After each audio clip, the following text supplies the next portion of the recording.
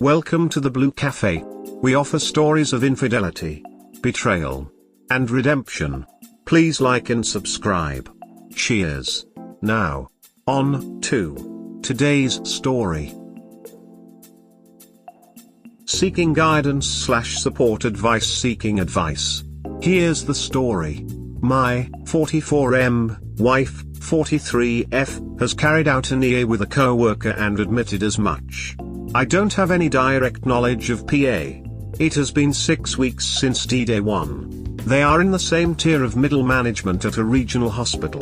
They work closely together, along with others of the various departments of the hospital. I confronted her after sensing that something was off and noticing a distinct lack of affection/connection in the prior weeks. About us, we are high school sweethearts. We have been together for almost 28 years, married for almost 21, anniversary is in early August. We have 2 children, 13, F, and 10, M. We have had an excellent marriage. Best friends. Never a complaint or even thought of infidelity. We did everything together and loved it. Following COVID and dealing with the obvious stresses of the pandemic, being that she works in a hospital, patient safety, her safety, our safety, etc., it has taken a toll on her. She took this promotion about 15 months ago. I suggested and recommended to her that she should apply. She was the best internal candidate, by far. Once she took the promotion, the extra work came.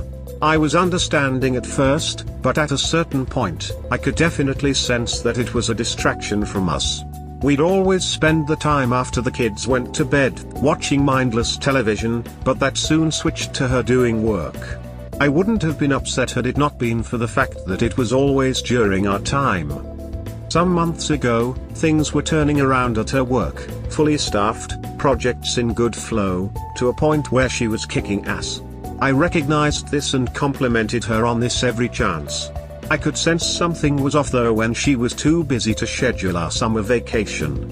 Further, she was always talking about the AP. Initially, I thought nothing of it. In a way, she was making light of his situation, in a difficult marriage and contemplating D with OBS, as ours was so strong. A little while later she disclosed that AP was also pursuing another single mother co-worker, also in the same tier of management. That didn't pan out. On May 2nd all talk of AP ceased. This is when things started to feel different. I took notice. 6 weeks ago I saw over her shoulder while golfing, a message from AP. That was odd. Later I confronted her about it, explained the dreams/nightmares that I was having, that she was having an affair. I broke down, hard. She consoled me and assured me that nothing was happening. The next morning, I confronted her about AP again. I brought up the text messages again. She said that she couldn't show me any, that she had deleted them. She explained that she knew I would be upset as she was discussing our marriage and her frustrations with me, being upset about the extra workload. She couldn't explain what had or was happening. We went our separate ways that morning. She said she was writing down her thoughts. Today, 7:15, I looked through the cell phone bill. On the same morning that she claimed to be alone, writing down her thoughts, she had a 36-minute phone call with him. Obviously, I didn't know it then, but when we talked in subsequent conversations, I asked if she spoke with him that morning. She said no. Since then, it's been trickle truths, layers after layers revealed about her true feelings, and evidently some lies, rolling eyes face. For a while, I was getting past the EA. We were having decent conversations.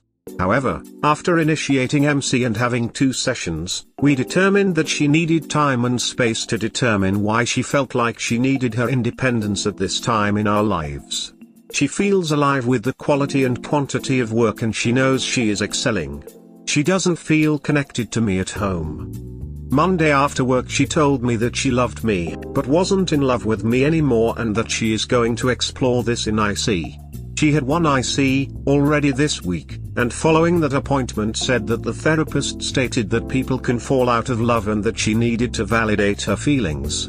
WW validated it in session and tearfully admitted again that she is not in love with me anymore. WW isn't sure if she wants her or not. She said that she needs more time.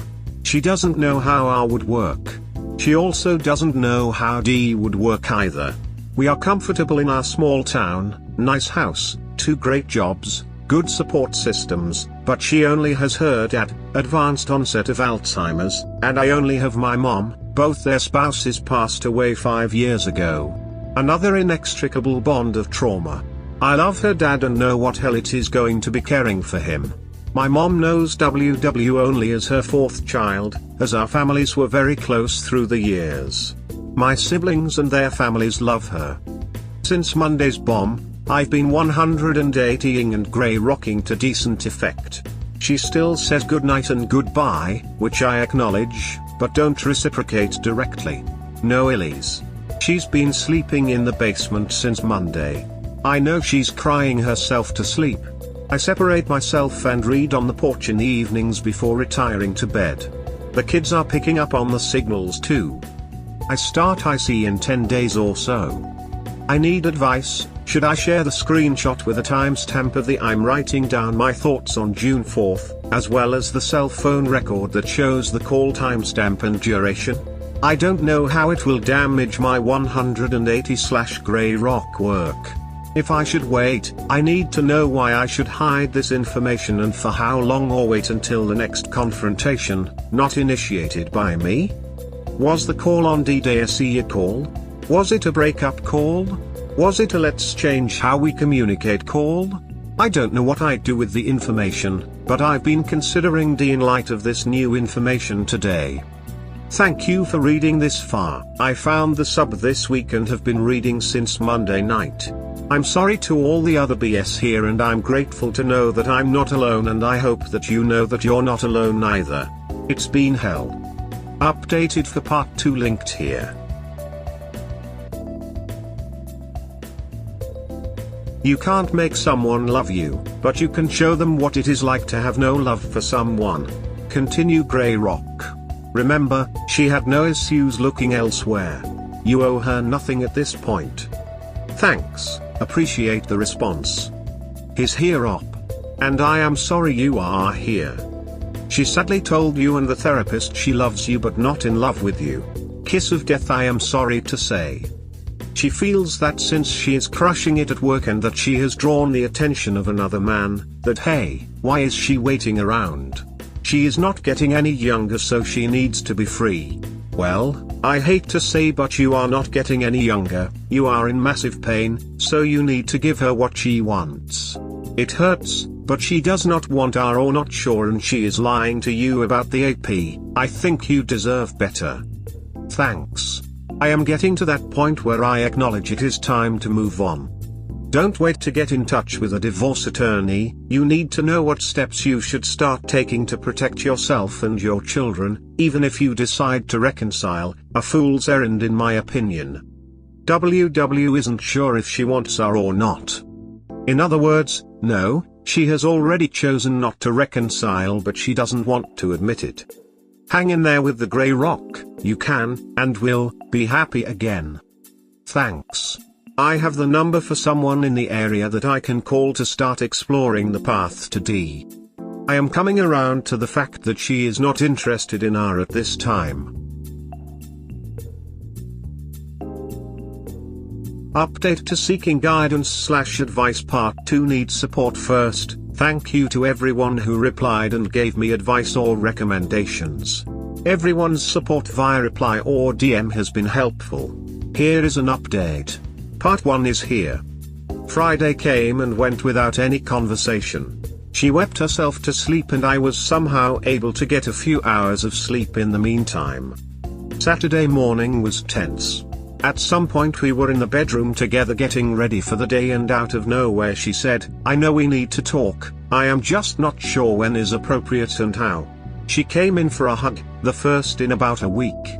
I replied that it was her choice on the conversation and reciprocated the hug. We broke the hug eventually, no further physical contact ensued. We took a few steps apart and she started to speak. After a few bullshit sentences, I sensed it was my time and best opportunity to bring in my evidence about the call to AP on the morning of D-Day. I demanded to know what the content of the conversation was. I demanded to know the physical level of their EA. When I brought this all to light, WW had a mini breakdown. She dumped what would end up being half-truths about the situation. It had gotten physical, but only kissing once. Nothing else. The call was to discuss what they were both feeling. I was livid. I continued to press.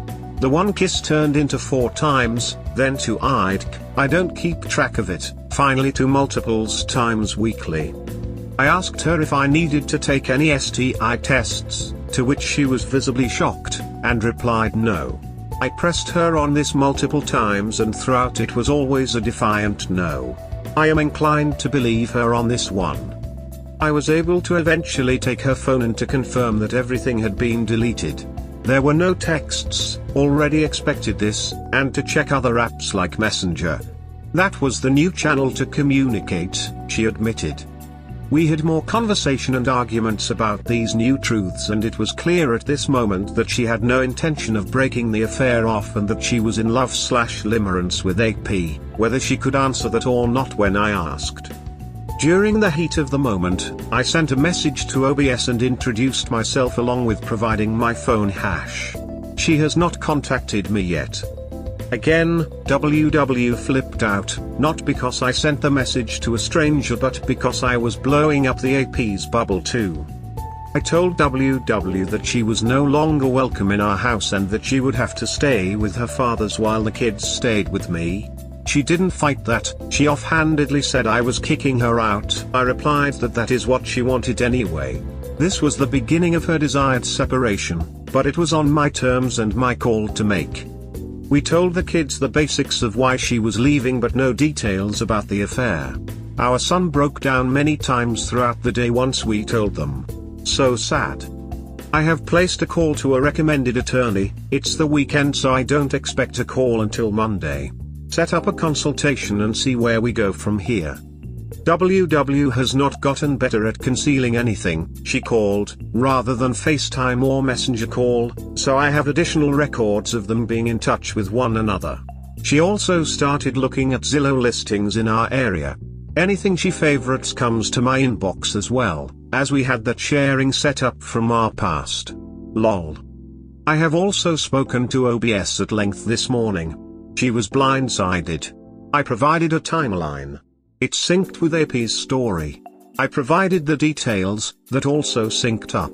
Or they corroborated their stories to hide the sexual stuff. AP was kicked out of his home too. Her children hate him now, they are much younger than mine. It's all a disaster.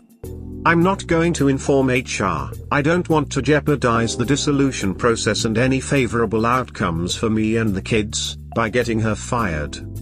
Her mother had a history of deep depression. WW also has suffered from depression and anxiety over the years. She isn't thinking clearly, but it is too late for that now, I'm afraid. She will only come crawling back once she realizes AP is just as messed up. I'll be okay, I have a great family and support structure in town. Great job and an amazing boss who is aware of the basics of the issue, as I confided in him Thursday. It will hurt and I know there will be much more difficult times ahead, but for now, I'll keep up with my running and exercise. Thanks for reading. Thanks again for any insight or further recommendations. Appreciate it. I found this article very helpful and the site content was very good too. So for anyone else in this boat, give it a read. Good luck. Be proud of yourself for not playing this game according to her rules and to take back control of the situation. Most affairs implode once they are pulled out of the shadows into the bright daylight, and by informing the OBS, you not only gave her the chance to make an informed decision, you also pulled the affair a bit out of the shadows. Even though you believe her that you don't need a STD test, please still make one. Lying to you is by now as normal as breathing for her, so do a test. Better safe than sorry. Inform your friends as well about why you are approaching a divorce before she will tell her version of the events where you never supported her in the new job, screamed at her because she was doing overtime at her new job and turned the kids against her. Here, just like before, better safe than sorry. Stay on your path, talk to the lawyer on Monday and get the divorce ball rolling. Up to now her affair was nothing else but a pleasurable experience with no responsibility and no consequences. That needs to change. Think about meeting with OBS and figure out if you can work together in keeping each other updated about the situation. Nothing will get your wife and her lover more frustrated and nervous than to realize that you are teaming up with OBS and become a united force that works against them together. Please stay away from alcohol and drugs, they won't help you. Drink plenty of water and eat healthy. And never forget, just because she was no longer able to see how wonderful you are, doesn't make you any less wonderful. We will definitely be in touch via Messenger. I don't think we need to meet up. She was blindsided yesterday, but she had thought something was up for a while. She is working through the phases, where I was 6 weeks ago, only armed with more of the truth than I had at the same time. Thanks. If you are worried about your reputation, you may want to get an investigator on it. If they aren't being discreet, it will get out in a worse way. Embarrass the kids more if it's a small town. No fault state. If not, you'll need more evidence. No fault state. I do worry about the public perception. In a town of 9,500 I am a fairly public figure due to volunteer work on multiple boards of directors, family history, and where I work. I'm not the CEO, but I play an integral part in the organization and I am in the public a lot due to our community involvement. Personal belief, since you live in a small town, where rumors no doubt travel fast, don't be afraid to get out in front of the story with the truth. Let people know your side before she can tell hers. You don't have to give details, just something like, she wasn't living up to her marital vows, so we could no longer continue in a marriage. You don't need to drag her name through the mud, but a statement like that is enough for people to get the general idea. If you don't do this, then be prepared for her to tell her side first. Be prepared for her to paint you as abusive. Oh, but she'd never say that about me, is what you are thinking. But you also thought she'd never cheat on you. That she'd never boldly lie to your face over and over. That she'd never pick another man over you and leave your marital home over him. You are quickly realizing that she is fully capable, and has done, many things you could never even imagine her doing, so don't put it past her to make you out to be an abuser. Lots of other men on here can attest to facing the same allegations from the mouth of a WW who they swore would never say such a thing. If they are having trysts publicly, parked cars or at motels, then it will get out.